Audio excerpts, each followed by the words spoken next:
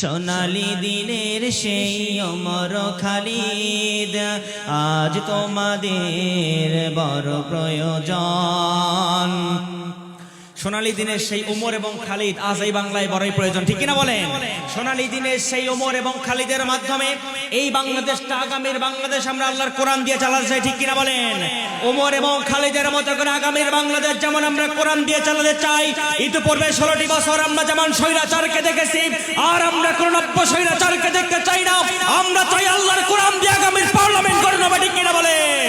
আল্লাহর কোরআন ছাড়া, ইসলাম ছাড়া, কোরআনী হুকুমত ছাড়া আর কোন মুক্তাদর্শ দিয়ে আল্লাহর এই জমিনটা আমরা দেখতে চাই না, ঠিক কিনা বলেন? সেই পথে চলতে গেলে আমরা জীবন দেব, প্রয়োজনে পরিবার ছাড়ব, স্ত্রী সন্তানকে বিধবা করতে রাজি আছি, বাবা মাকে সন্তানেরা করতে রাজি আছি, মাথায় কাপড়ের কাপড় বাঁধতে রাজি আছি। এরপর আল্লাহর জমিনের মধ্যে কোরআনকে প্রতিষ্ঠা করার জন্য আমারও জীবন দিয়ে যাব। এরপর জালিমের কাছে মাথা নত করব না, ঠিক কিনা বলেন? সেই পথে চলতে রাজি আছেন কারা কারা? একটু হাত তুলার লেগে দেখান। স্বৈরাচার ফ্যাসিস্ট মুক্ত একটি বাংলাদেশের মধ্যে বিনা অনুমতিতে আজকে মাহফিলে আসার সুযোগ করেছেন, ঠিক কিনা বলেন? ইতিপূর্বে 16টি বছর তাফসীর মাহফিল, ইসলামিক সাংস্কৃতিক সন্ধ্যা, সাংস্কৃতিক অনুষ্ঠান যাই বলেন ইসলামিক আয়োজন করতে গেলেই, নেতার অনুমতি নিতে গেলেই জুতার তলানি পর্যন্ত ক্ষয়ে যেত। চেয়ারম্যান অনুমতি দিলে মেম্বার বন্ধ করত, মেম্বার অনুমতি দিলে চেয়ারম্যান বন্ধ করত, নিচে সব ক্লিয়ার, উপরে গেলে প্রশাসন বন্ধ করত। আল্লাহ পাক যে স্বৈরাচার মুক্ত থেকে আমাদেরকে আজকে তাফসীর মাহফিলে আসার সুযোগ এবং তৌফিক দান করেছেন, সকলে বলি আলহামদুলিল্লাহ। দরুদ আর সালাম পেশ করছি বিশ্ব মানবতার মুক্তির দূত বিশ্ব নেতার প্রতি, সবাই বলছি সাল্লাল্লাহু আলাইহি ওয়াসাল্লাম। বিদায়ী আত্মাদের মাগফিরাত কামনা করছি, যারা আল্লাহর এই জমিনের মধ্যে যুগে যুগে কালে কালে বদর উহুদ থেকে শুরু করে আজ পর্যন্ত জীবন দিয়ে গেছে। আল্লাহ পাক সমস্ত শহীদ ভাইদেরকে যেন জান্নাতের উচ্চ মাকাম দান করেন, সবাই বলেন আমিন। সর্বোপরি 24-এর গণ আন্দোলনের মধ্যে যে সমস্ত ভাইয়েরা জীবন দিয়ে গেছে, আল্লাহ পাক সকলকে যেন শাহাদাতের উচ্চ মাকাম দান করেন, সবাই বলেন আমিন। যারা অসুস্থ অবস্থায় আছে, আল্লাহ পাক সকলকে যেন অনেক হায়াত দান করেন, সুস্থ হায়াত দান করেন, সবাই বলেন আমিন। সম্মানিত প্রিয় ভাইরা, আপনাদের কাছে আমি জানতে চাই, আমরা শুনতে এসেছি কি কথা বলেন, এই কোরআনে কোনো ভুল আছে? সন্দেহ, সংশয় থাকবে বা কেন? কোরআনকে তো নাজিল করেছেন আপনার আমার জীবনের মালিক, মরণের মালিক। সে আল্লাহ পাক বলছেন যালিকাল কিতাব লা রাইবা ফি হুদাল লিল মুত্তাকিন। This is the book, the most authentic book in this world, where there is no doubt about it, and it's a guidance for those who are muttaqin. এটা এমন একটি কিতাব যে কিতাবে কোনো ভুল নাই, কোনো ভ্রান্তি, সন্দেহ, সংশয় নাই। এই কোরআনকে আল্লাহ পাক আপনার আমার জীবনের জন্য নাজিল করেছেন। ও বান্দা, তোমরা যদি কোরআনের পথ অনুসরণ অনুকরণ করতে পারো, আমি আল্লাহ তোমাদেরকে আল্লাহু ইয়াহদি মাইয়াশা ইলা সিরাতিল মুস্তাকিম, আমি আল্লাহ তোমাদেরকে সিরাতাল মুস্তাকিমের পথে পরিচালিত করব। সুবহানাল্লাহ বলেন না? শুধু সিরাতাল মুস্তাকিমের পথে নয়, আল্লাহ পাক বলছেন হুদাল লিল মুত্তাকিন। এরপরে তোমাদেরকে আমি আল্লাহ হেদায়েতের পথে পরিচালিত করার মাধ্যমে তোমাদের নামটা আমি আল্লাহ মুত্তাকির খাতায় দিয়ে দেব। সুবহানাল্লাহ বলেন না ভাই? যে আল্লাহ পাক কোরআন নাযিল করেছেন আপনাকে আমাকে হেদায়েতের পথে নিয়ে আসার জন্য। এখন বলেন, আমরা কোরআন ছাড়া অন্য কিছুর মধ্যে গেলে হেদায়েত পাবো? কোরআন ছাড়া অন্য কোন দল মানলে হেদায়েত পাবো? কোরআন ছাড়া অন্য কোন মত মানলে হেদায়েত পাবো? কোরআন ছাড়া অন্য কোন আদর্শ মানলে হেদায়েত পাবো? কোরআন ছাড়া যদি অন্য কোন দলের কাছে, অন্য কোন আদর্শের কাছে, অন্য কোন মতের কাছে গিয়ে হেদায়েত পাওয়া না যায়, আমার কথা হলো আল্লাহর এই জমিনের মধ্যে আল কোরআনের শাসন আমল ছাড়া আমরা আর কোন শাসন এই জমিনে দেখতে চাই না। হেদায়েতের কিতাব যে আল্লাহ পাক দিয়েছেন, এই কোরআনের কিতাব, কোরআনের শাসন ব্যবস্থা ছাড়া আর কোন সংবিধানের শাসন আমরা এই বাংলায় দেখতে চাই না। একমত? একমত? আপনারা কি একমত আমার সাথে? এখন বলেন, জমিন কার? আসমান কার? আমরা মানুষ সৃষ্টিকার। এই জমিনে আইন চলে কার? চলে? চলে? এই জমিনে আইন চলার কথা ছিল কার? এই জমির মালিক যদি কোন মালিকের কাছে দলিল থাকে, তার মানে এই জমির মালিক তো সে। অন্য কেউ এসে এখানে ধান চাষ করতে পারবে? এটা তো দুনিয়ার একটা মামুলি বিষয় রে ভাই। এই দুনিয়ার মামুলি বিষয়ের মধ্যে একটা জমি 2, 4, 5, 10 বিঘা 50 বিঘা এতটুক জমির মালিকানা পরিবর্তন না হলে যদি আপনি আবাদ করার জন্য অনুমতি না পান, তাহলে এই গোটা বিশ্বকার বেকার। আধুনিক মেডিকেল সায়েন্সের গবেষণা হচ্ছে একজন মানুষের হার্টের মধ্যে 84 বার আল্লাহ নামের শব্দটা লেখা থাকে। আর যে মানুষ যত বেশি আল্লাহ নামে জিকির করবে, আল্লাহ পাক তার হার্টের রোগ হওয়ার সম্ভাবনাকে কমে দিবেন। সুবহানাল্লাহ বলেন না? তাহলে জমির মালিকানা যদি আপনার না থাকে, আপনি এই জমিনে চাষাবাদ করতে পারবেন? তাহলে গোটা বিশ্ব কার? আসমান কার? জমিন কার? আমরা কার? এই জমিনে হুকুমত চলবে কার? জোরে বলেন কার? আলা লাহুল খালকু ওয়াল আমর। সৃষ্টি যার, আইন চলবে। সৃষ্টি যার, আইন চলবে। আলা লাহুল খালকু ওয়াল আমর। সৃষ্টি যার, আইন চলবে তার। এই আল্লাহর জমিনের মধ্যে সৃষ্টি যদি আল্লাহর হয়, এই জমিনটা আমাদের আল্লাহর কোরআন দিয়ে চালানোর দরকার আছে না নাই? কথা বলেন আছে না নাই? এই জমিন যদি আল্লাহর কোরআন দিয়ে আমরা চালাতে চাই, তাহলে একই পূর্বে আমরা যত শাসন ক্ষমতা এই জমিনের মধ্যে দেখেছি, এখন আমাদের পরিচয় একটাই, দলীয় মতভেদ ভুলে গিয়ে মানুষ পরিচয়ে, মুসলমান পরিচয়ে ঐক্যের প্ল্যাটফর্মে দাঁড় হয়ে আমরা আগামীর বাংলাদেশটা আল্লাহর কোরআন দিয়ে চালাতে চাই। আমরা আল্লাহর কোরআন ছাড়া অন্য কোন দল, অন্য কোন মত, অন্য কোন আদর্শের আলোকে এই জমিনটা চালাতে চাই না। ঠিক কিনা বলেন? আমরা মুসলমান পরিচয়ে, মানুষ পরিচয়ে, ন্যায় আর ইনসাফ আর আদলের ভিত্তিতে আল্লাহর জমিনটা চালাতে চাই। এই জমিনের মধ্যে আমরা চাই না কোনো মানুষ যেন তার ন্যায্য অধিকার ফিরে না পায়। আমাদের উদ্দেশ্য একটাই, প্রত্যেকটা মানুষ যেন তার ন্যায্য অধিকার ফিরে পায়।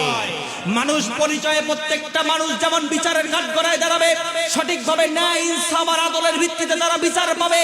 ন্যায় ইনসাফ আর আদলের ভিত্তিতে বিচার পেতে গেলে আমাদেরকে আল্লাহর এই কোরআন এই জমিনের মধ্যে এস্টাবলিশ করার দরকার আছে না নাই? আল্লাহর নবী সাল্লাল্লাহু আলাইহি ওয়াসাল্লাম মক্কা থেকে হিজরত করে মদিনায় চলে যাচ্ছিল।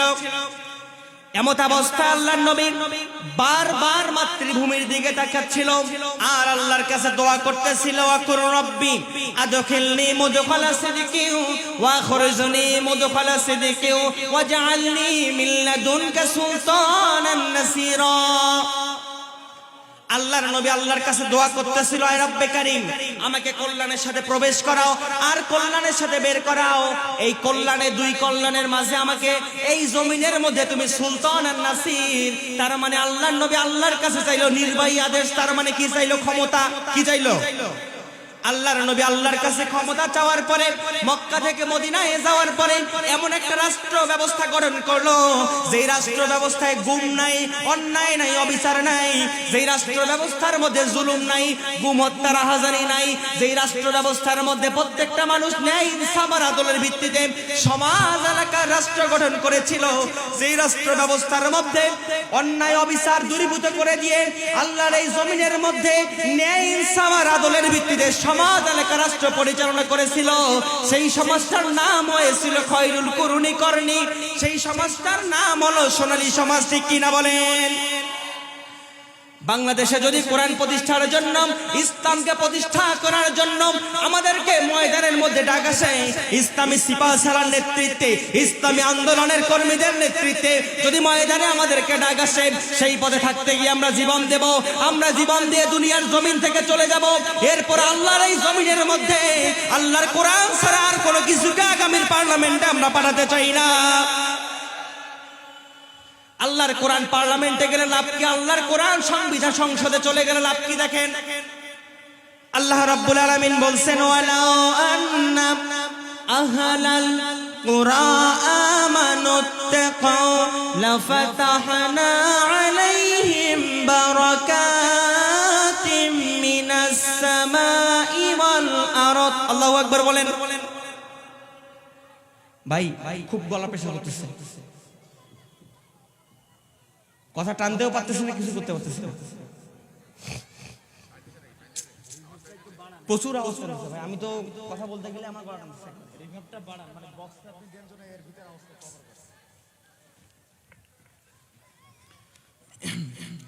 এই 20 মিনিটে আমার অবস্থা খারাপ করে দিল একবারে। পুরো আওয়াজ টানতেছে, গলা দিয়ে আমি কথা বের করতে পারতেছি না।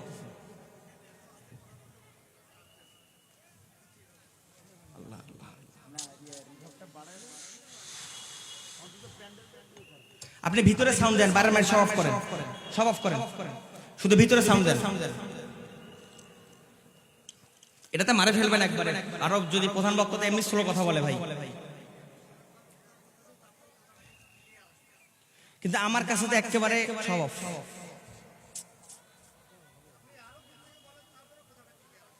কিন্তু আমি তো বলে মজা পাচ্ছি না।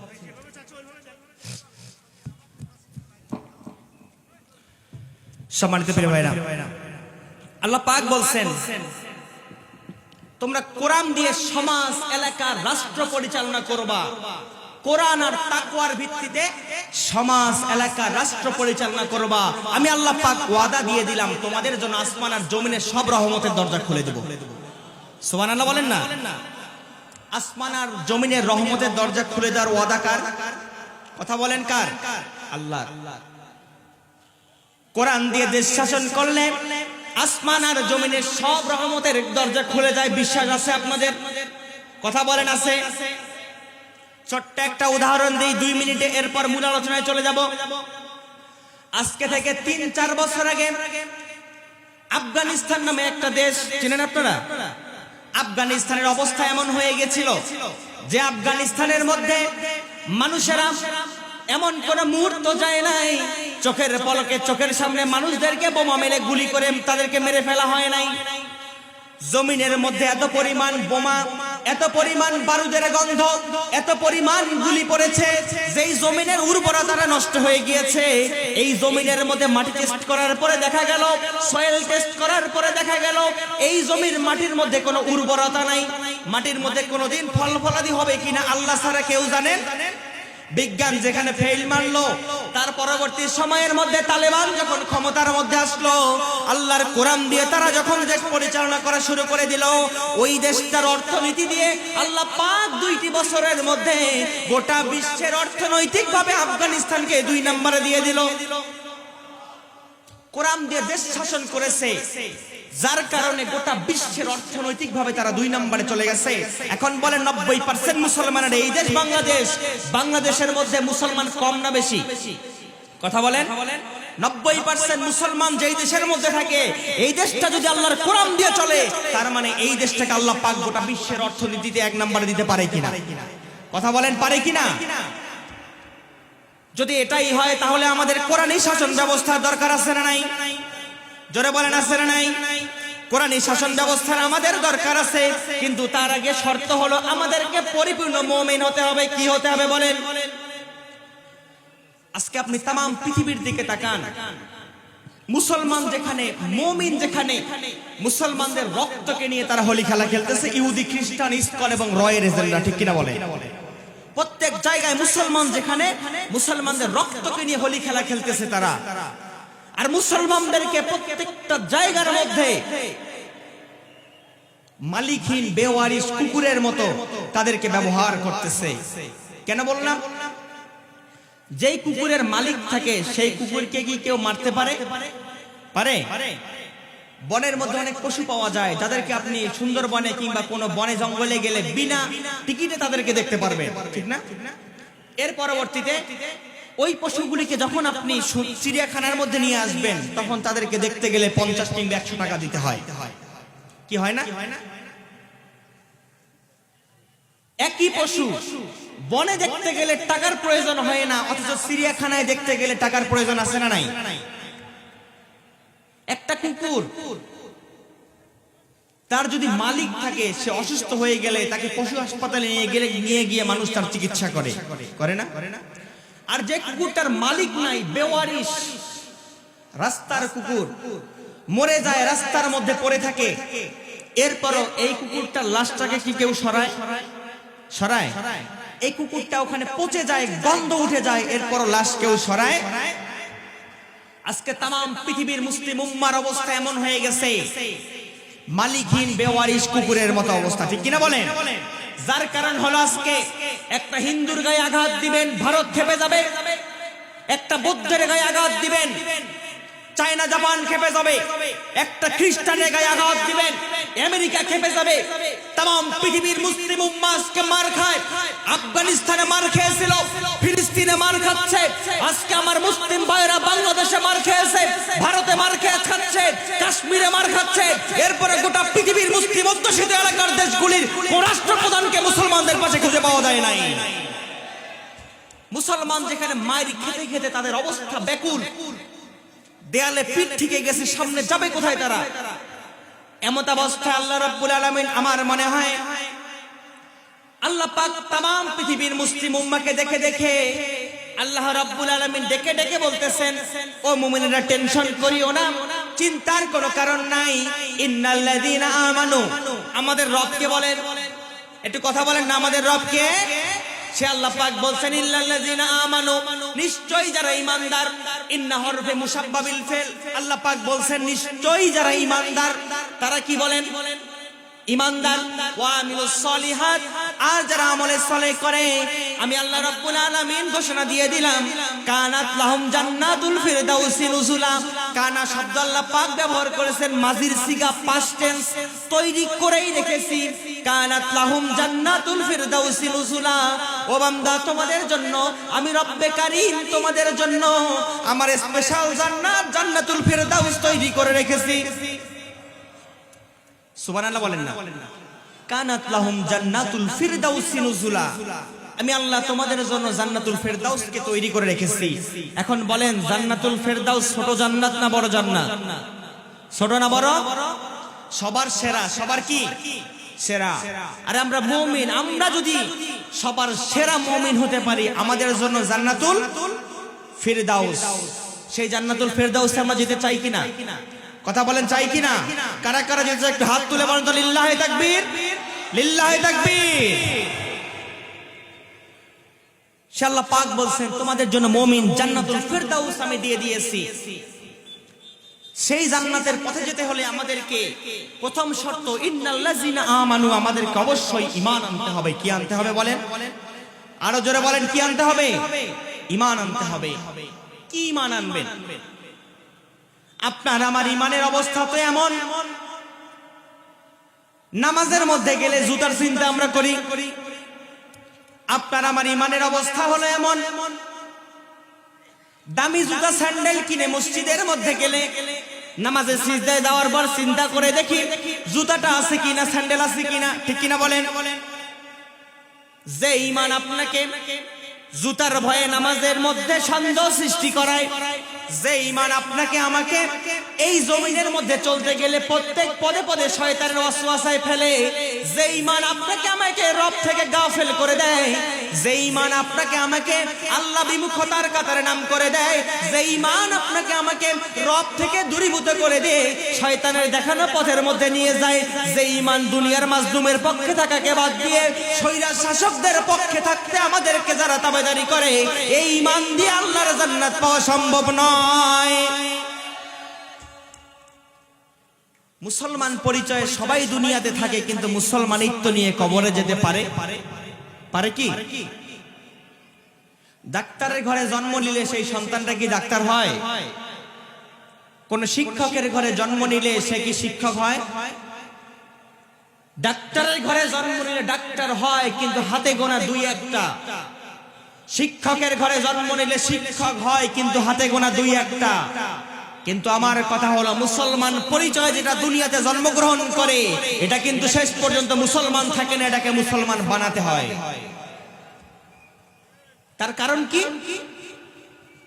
দুনিয়াতে চলতে গেলে বাহ্যিকভাবে আপনার যে চলার পথ, আমার যে চলার পথ, এই পথে প্রত্যেক জায়গায় জায়গায় শয়তান আপনাকে আমাকে ধোঁকা দেওয়ার জন্য প্রস্তুত হয়ে আছে, ঠিক কিনা বলেন?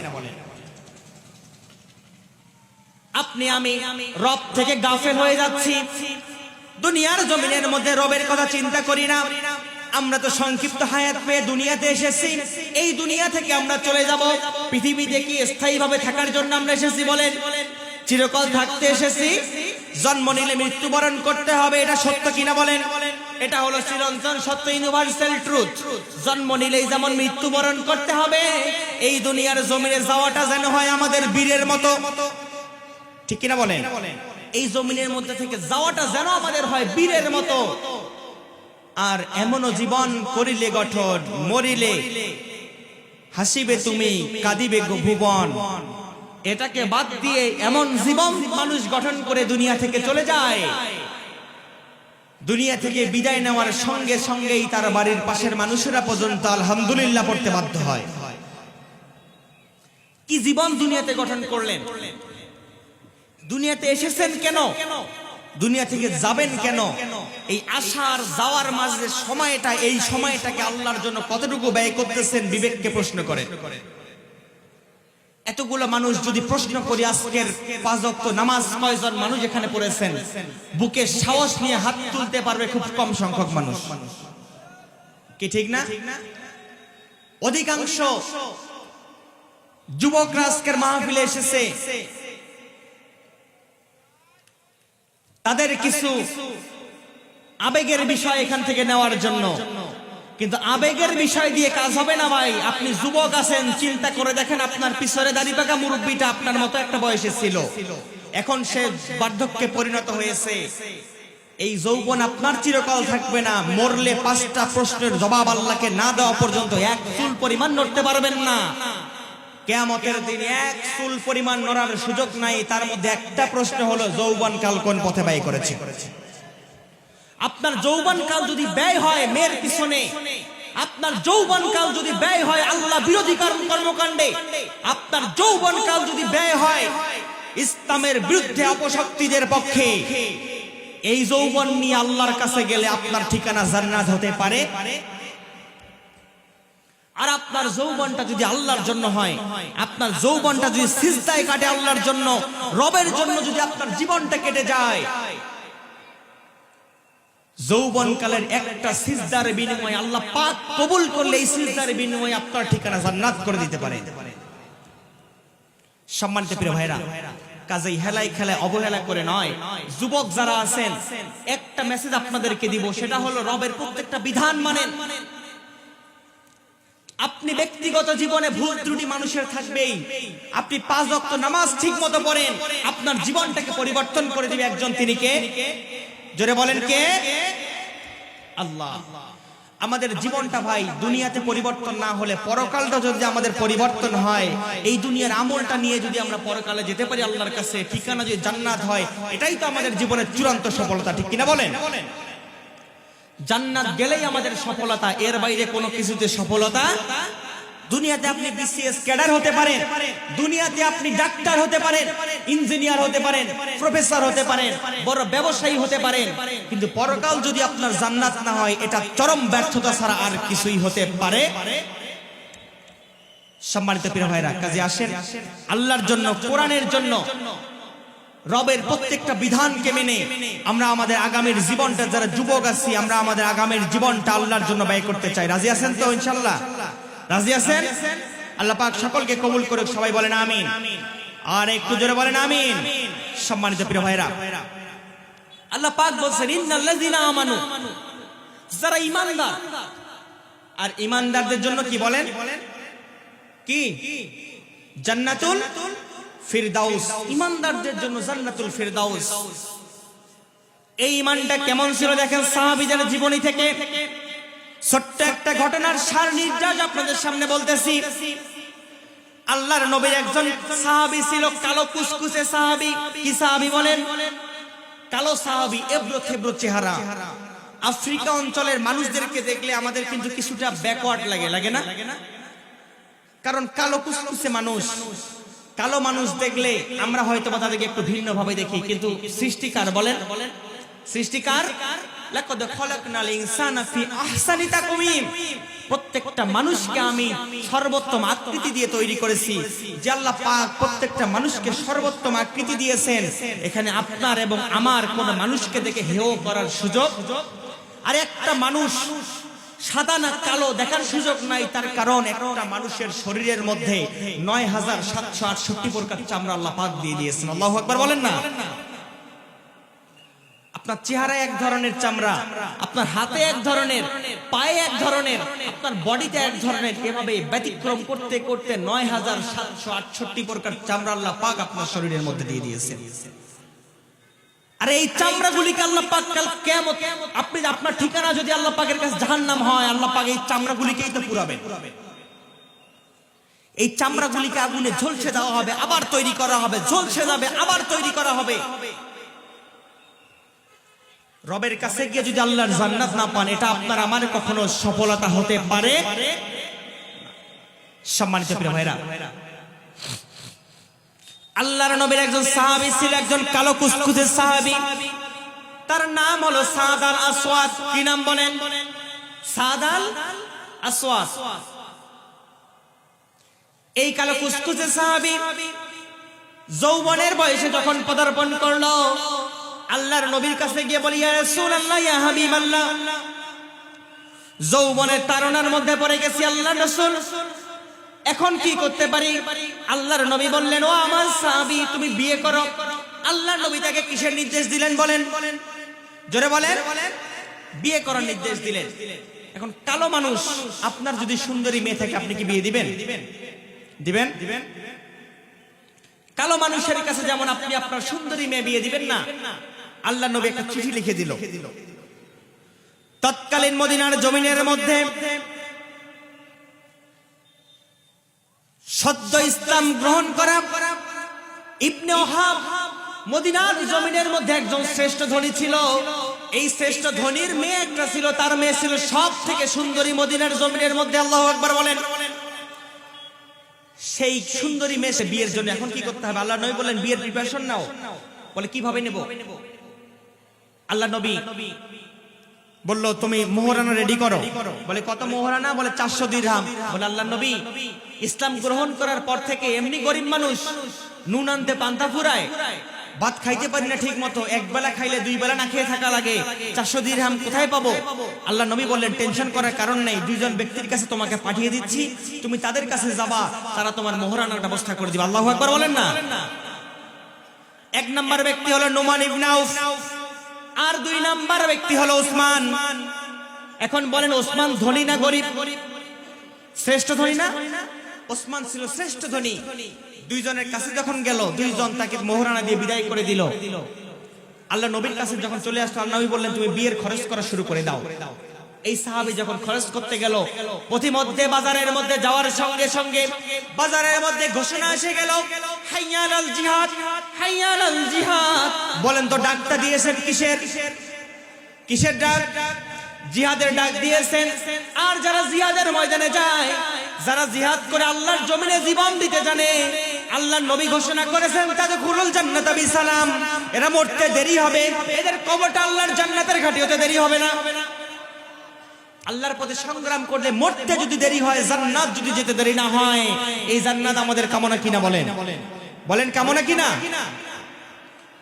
এই সাহাবী বিয়ের কানাকাটাকে বন্ধ করে দিল, আল্লাহর নবীর কাছে চলে আসলো।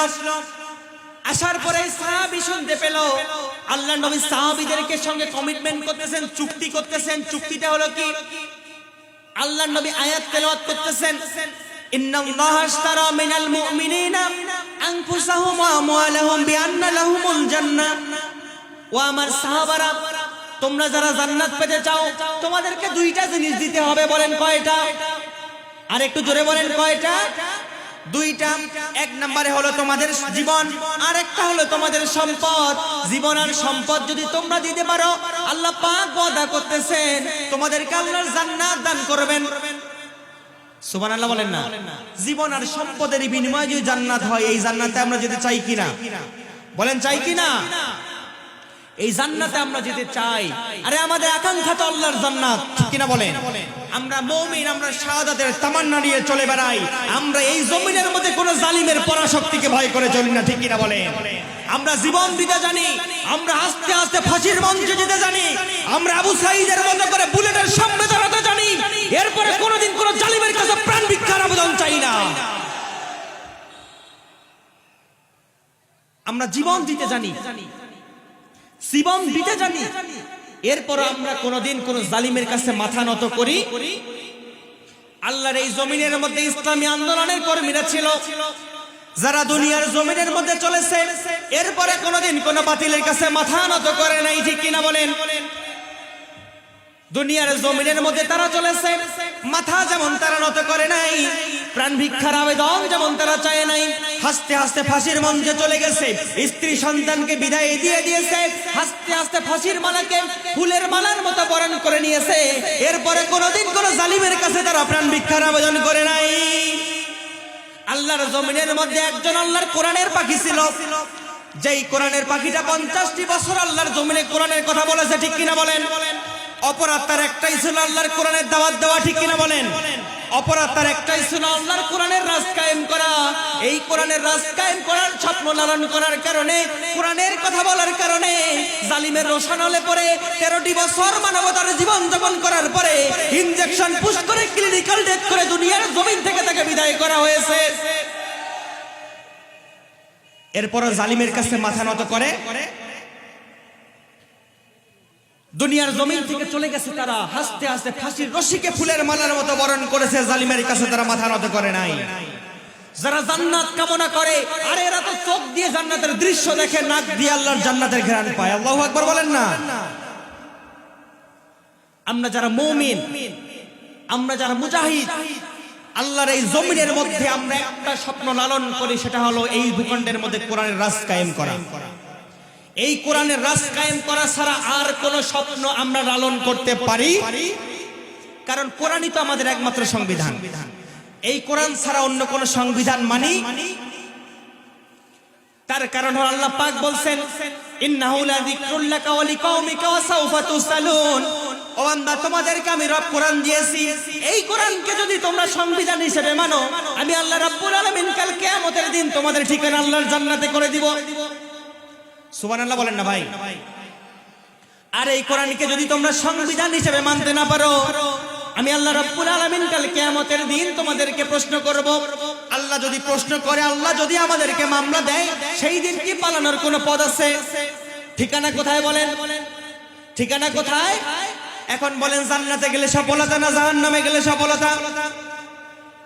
জান্নাতে না জাহান্নামে? জান্নাতে যদি গেলে সফলতা হয়, আর আমরা তো জান্নাত কামনা করি, এর ছাড়া কিছুই কামনা করি না, ঠিক কিনা বলে? আল্লাহর নবী সেই সাহাবী আল্লাহর নবীর কাছে যখন শুনলো জান্নাতের বিনিময়ে, জীবন আর সম্পদের বিনিময়ে জান্নাত পাওয়া যায়, তার মানে এই জান্নাত ছাড়া আমরা আর কিছু কামনা করতে পারি? আমরা চাই আল্লাহর জান্নাত, জান্নাত ছাড়া আমরা আর কোনো কিছু কামনা করি না। আরে আমরা তো আল্লাহর জমিনে দিন কায়েম করার জন্য, ইসলামী সিবাসলার পক্ষে থাকার জন্য আমরা জীবন দিতে জানি। এরপর আমরা কোনোদিন কোন জালিমের রক্তচক্ষু রঙ্গানির ভয় করে চলি না। 16টি বছর আমরা কাউকে ভয় করে চলি নাই। আল্লাহর জমিনে আল্লাহর কোরআনকে প্রতিষ্ঠা করার স্বপ্ন লালন করেছি। আগামীতেও আমরা আর কোন জালিমের দোসরদেরকে সমর্থন দিতে রাজি নই। আমরা চাই আল্লাহওয়ালা ব্যক্তিদের হাতে আগামীর বাংলাদেশটা তুলে দিতে। রাজি আছেন? কারা কারা আছেন একটু হাত তুলে বলেন তো লিল্লাহি তাকবীর, লিল্লাহি তাকবীর। সম্মানিত প্রিয় ভাইরা, এই সাহাবী যখন শুনলো জান্নাতের কথা, সাদ আল আসওয়াদ যুদ্ধের ময়দানে চলে গেল। যুদ্ধের ময়দানে চলে যাওয়ার পরে মুখের মধ্যে কাপড় পেঁচিয়ে থাকলো, যেন আল্লাহর নবী তাকে চিনতে না পারে। তার কারণ বিয়ে যার হবে, রাতে যার বাসর হবে, আরে যৌবনের আকাঙ্ক্ষা কার না আছে? কথা বলেন, যৌবনের আকাঙ্ক্ষা কার না আছে? দুপুরে যদি কেউ বিয়ে করে, রাত্রে যদি তার বাসর হয়, এমত অবস্থায় কেউ কি নতুন বউকে রেখে যুদ্ধের ময়দানে যাবে? আপনাদেরকেই যদি বলা হয়, আপনাদের মতো যারা এখনো বিয়ে হয় নাই, তারা তো কেউ যেতে চাবে?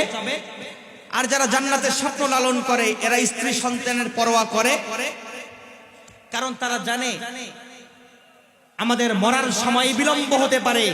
দুনিয়ার জমিন থেকে যত দ্রুত আল্লাহর দিন কায়েম করার জন্য জমিন থেকে চলে যাব, আরে আমরা তো হাসতে হাসতে দুনিয়া থেকে চলে যাব, মরার সঙ্গে সঙ্গে আল্লাহ পাক আমাদেরকে জান্নাত দিয়ে দিবেন। সেই সাহাবী যখন যুদ্ধের ময়দানে চলে গেল, একটা পর্যায়ে শহীদ হয়ে গেল যুদ্ধের ময়দানে।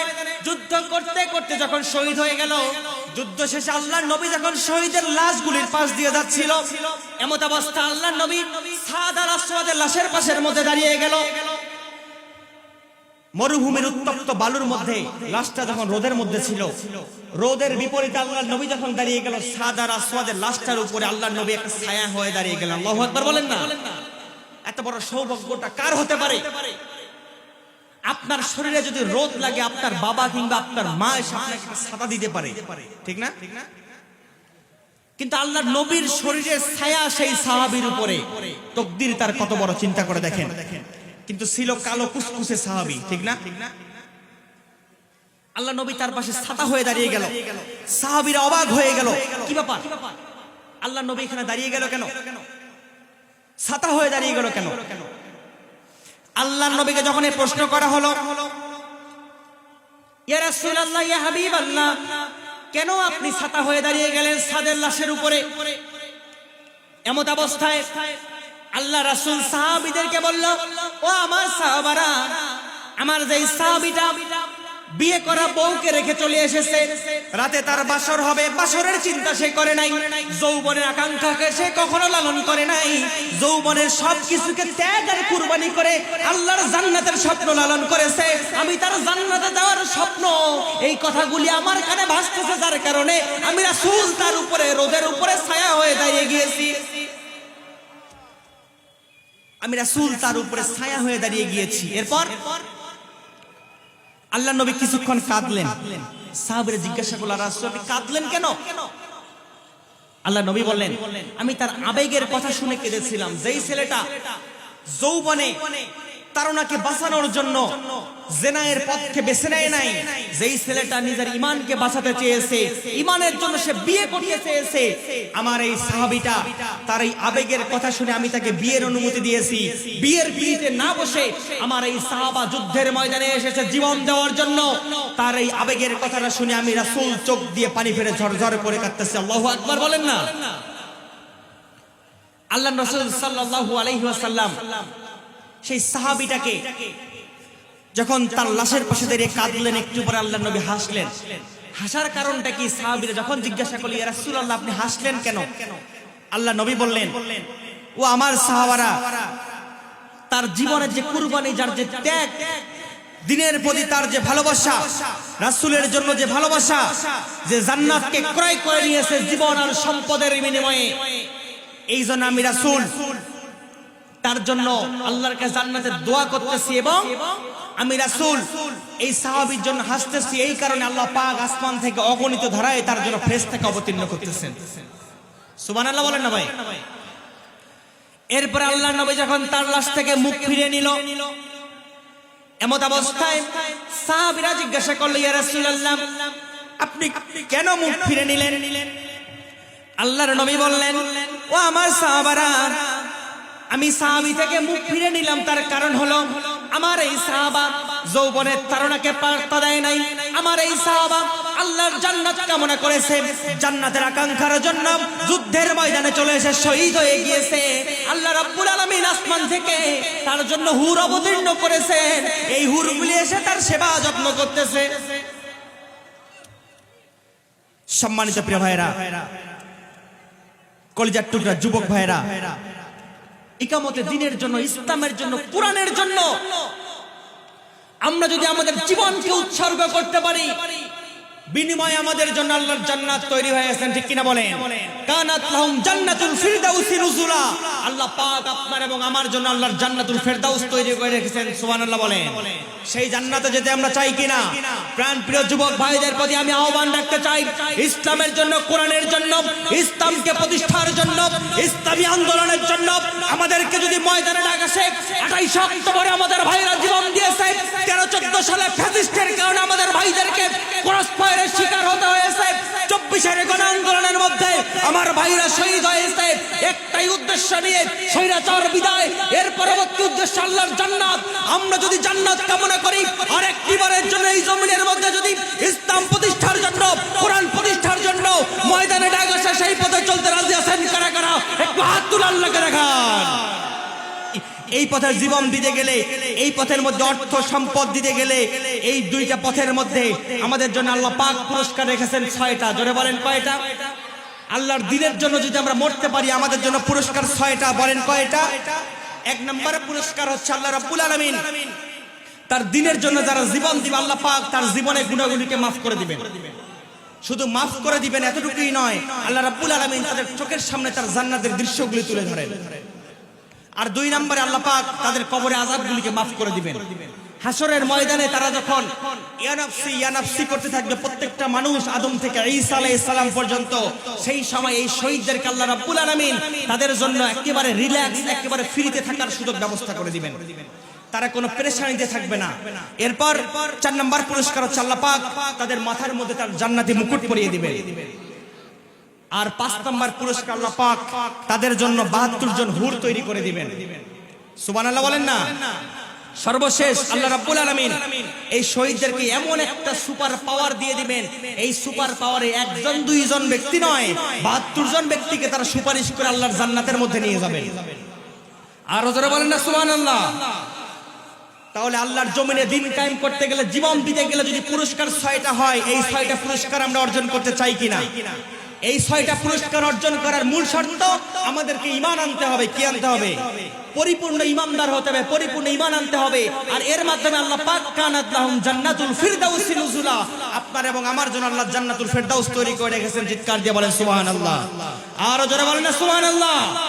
এই জান্নাতের পথে চলে আমরা আল্লাহর জমিনে আল্লাহর দিন কায়েম করতে চাই কিনা? আরো জোরে বলেন চাই কিনা? এই পথে চলতে গেলে কত মায়ের বুক খালি হয়ে গেছে, কত মায়ের কোল খালি হয়েছে, তাদের আফসোসের নিঃশ্বাসের কারণে এই জমিন থেকে স্বৈরাচারের পতন হয়েছে। মা গো তোর বুকের মালিক আর আসবে না, বাহির দুয়ারে সে মা ডাকবে না। মায়ারি বাঁধন সারি দিয়েছে সে পারি, মায়ারি বাঁধন সারি দিয়েছে সে পারি। এমন ভুবনে মা আর ফিরবে না। ও মা, ঠিক কিনা বলেন? পরার টেবিলটা দেখে রাখিস মা, সাথে তার যায় নামাজটা। যেই খাতাটাতে দরসে কোরআন ছিল, প্রিয় সে ডায়েরিটা। খোকার কথা মাগো পড়লে মনে তোর, খোকার কথা মাগো পড়লে মনে তোর। চোখের পানিতে মা বুক ভেজাস না। ও মা, মাগো তোর বুকের মালিক আর আসবে না, বাহির দুয়ারে সে মা ডাকবে না। মায়ারি বাঁধন ছাড়ি দিয়েছে সে পারি, মায়ারি বাঁধন ছাড়ি দিয়েছে সে পারি। এমন ভুবনে মা আর ফিরবে না। ও মা, ঠিক কিনা বলেন? ইসলামের পথে থাকার কারণে ওলিউল্লাহ মুকাদ্দাসকে কোথায় রেখেছে আজ পর্যন্ত কেউ জানে? তার মা আর্তনাদ করে বলেছিল, আমার সন্তানটাকে দোষ করলে শাস্তি দাও, আল্লাহর কসম কিয়ামত পর্যন্ত এক চুল পরিমাণ তোমাদের প্রতি দাবি রাখবো না। ও জালিমেরা, তোমরা ওলিউল্লাহ মুকাদ্দাসের মায়ের আর্তনাদ শুনতে পারো নাই? ওলিউল্লাহ মুকাদ্দাস আজও বেঁচে আছে কিনা এই হদিস তোমরা আজ পর্যন্ত দিতে পারো নাই। এই ওলিউল্লাহ মায়ের মুকাদ্দাসের মনের সেই আকুতি, মনের ব্যথার কারণে আজকের জালিম তোমরা এই জমিন থেকে বিদায় নিয়ে পিছনের দরজা দিয়ে ভেঙে চোরের মতো মামু বাড়ি যেতে বাধ্য হয়েছে। সম্মানিত প্রিয় ভাইরা, আমরা চাই না আগামীর জমিনে আবার কেউ এই পথে চলুক। আমরা চাই আগামীর জমিন কোরআন দিয়ে চলুক, আগামীর জমিন ইসলাম দিয়ে চলুক, আগামীর জমিনের মধ্যে কোরআন ওয়ালারা এই জমিনটাকে প্রত্যেক ইঞ্চি ইঞ্চি মাঝি শাসন করুক। আপনারা চান কিনা? আরো জোরে বলেন চান কিনা? আল্লাহ পাক আমাদের সকলকে কবুল করুক। সবাই বলেন আমিন। আরো জোরে বলেন আমিন। পরিশেষে আপনাদেরকে আবার স্মরণ করে দিতে চাই, আল্লাহ পাক বলেছেন যারা ইমানদার হবে, যারা মুমিন হবে, তাদের জন্য আমি জান্নাতুল ফেরদাউস তৈরি করে রেখেছি। আল্লাহ পাক আমাদের দুনিয়াতে দেখা না হলে পরকালে যেন জান্নাতুল ফেরদাউসে আমাদেরকে দেখার তৌফিক দান করেন। সবাই বলেন আমিন। আরো জোরে বলেন আমিন। হাযা মা ইনদি ওয়া লিল ইনদাল্লাহ আলাইহি তাওয়াক্কালতু ওয়া ইলাইহি উনীব। আসসালামু আলাইকুম ওয়া রাহমাতুল্লাহি ওয়া বারাকাতুহু।